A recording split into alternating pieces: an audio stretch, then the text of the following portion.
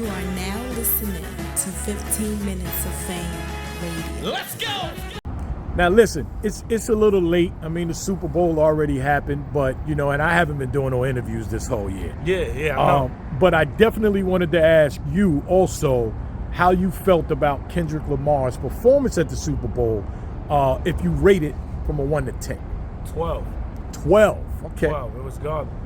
It's not for everybody. Mm-hmm. Everybody's not going to be able to process that. But me, I'm the type that I look at somebody's body of work, and it's very few times that I say, oh, I wouldn't have thought of that. And what people understand with Kendrick Lamar is it's one thing to be telling the story in the rhymes. We all do that. I'm saying the elites of people that work on their penmanship. We're all great storytellers. We're all great lyricists. But do you go the extra mile to still tell that story in your performance? No. From Samuel L. Jackson to the name, right? I can get any black actor to be Uncle Sam, but I got the person that's also named Sam to be Uncle Sam, and he's black. Deducted one life. He's on a corner. Then they start moving different by the street pole, the acapella version. Then it's all shaped like the PlayStation as they move it. The American flag, everybody's covered in. At the end of it, it says game over. Like order, and then it's so ill with him. What he does is that he puts so much stuff on the grid, then the conspiracy theorists put more on it to make it look like even crazier. He might not even have thought of that, but that just means they know where his mind is at, that it's a possibility he could go that far. That's genius. Then just to sit there and rap, and then people go, oh, but why he ain't do Kid Mad City records? Why he ain't do Don't Kill My Vibe or all those big records? Because he always goes against the grain. That's Kendrick Lamar. He's never gonna do the obvious, right? And then even the other thing that was just so godly, right, is he's just like he's going against what everybody is saying. Like yo, you think I won't do that? I'll do that. Shout out to Drizzy. That's my guy. But I'm saying a lot of people thought he wasn't going to do that record. Boy, did he go viral. He did the record. And he went viral. He did the record. But he went viral with people knowing and understanding what he was doing, and he went viral for people that didn't know what he was doing.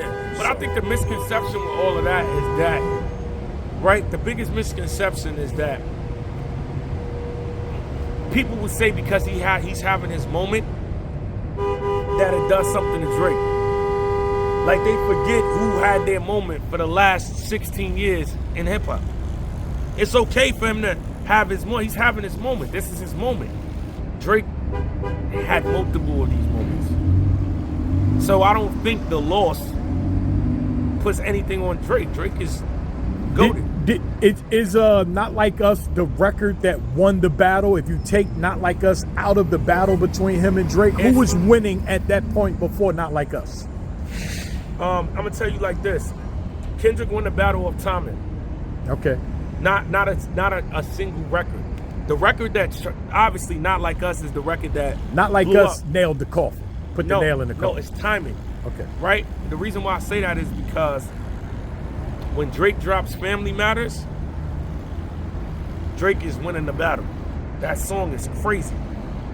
He doesn't allow anybody to even process what Drake did because 10 minutes after he dropped Speak the Grand. Timing. The timing. And then the next day, Not Like Us drops. It's the timing. It's I beat you at your own game. Oh, you want to do back-to-back? Lyrical warfare. I'm going to do back-to-back. And then, I mean, obviously, right, I'm going to be honest with you. It's a good hand in poker. If Kendrick lays all his cards out, it has nothing to do with how great Drake is. All Drake, this is hard. It's just the hand that they want. You see what I'm saying? If Kendrick Lamar was known to do a Not Like Us, it wouldn't have hit like that. It hit because you do conceptual substance records.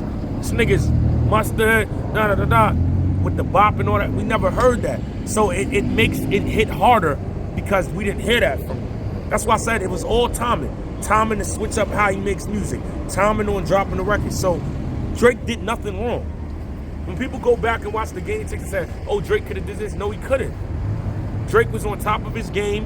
for so long. Drake put out great diss tracks, but they just wanted, it's just Kendrick Lamar's time. People don't understand that in life. Sometimes it happens in battle rap. Like people say, who you got winning, DNA or K-Shine? I don't know. I could tell you who won after the fact, but I can't predict, because if DNA goes up there and fuck up, you know, he loses. If Shine goes up there and does Professor Shine, example, he right? wins, right? So you don't know what's gonna But happen. I'll give you a better example. DNA versus Ill Will. If you really sit down, and I can say this now because it's 11 years after the battle, right? I'm not gonna say it at the beginning because I don't want to sway nobody, but real shit.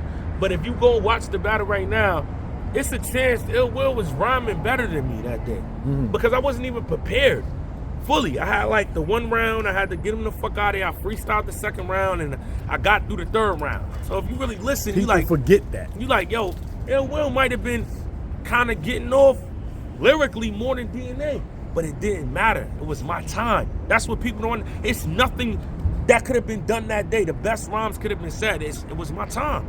That's what I'm saying. When it's your time and you got the glow, that's just the way the world, the universe works. It's nothing nobody else is going to do to interject that. You was Leroy that day. Exactly. 15 minutes of fame. You are now listening to 15 Minutes of Fame Radio. Let's go.